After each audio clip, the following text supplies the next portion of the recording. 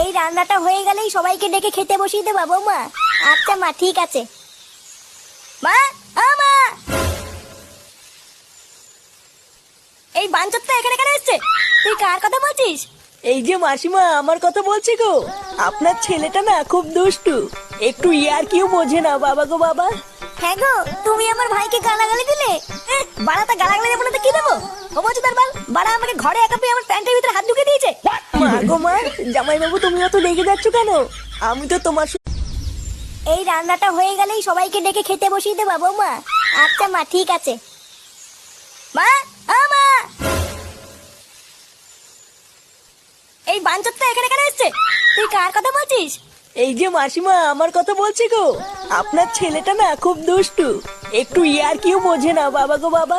হ্যাঁ গো, তুমি আমার ভাইকে গালাগালি দিলে। বাড়াতে গালাগালি দেবো না তো কি দেবো? ও বলছো তার বল, বাড়া আমাকে ঘরে একা পেয়ে আমার প্যান্টের ভিতরে হাত ঢুকে দিয়েছে।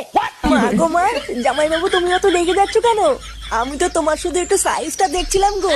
কি ছিল হোম বলছো তার বল, বাড়ি গিয়ে বাবার সাইজ দেখবি যা। কি সব উল্টো পাল্টা কথা বলছিস তুই? যা বলেছি ঠিকই বলেছি।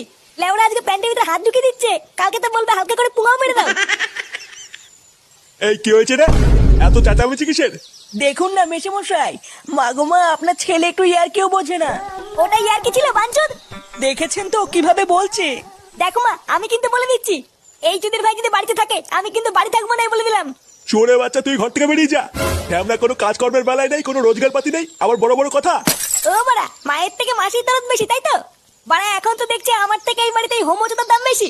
লেওলা যেদিন এই হোমোচোদারা তোমার ধুতির ভিতরে হাত ঢুকিয়ে নেয়ানারি করবে সেদিন বুঝবা বালের এই বাড়িতে আমার কোনো দামই নেই।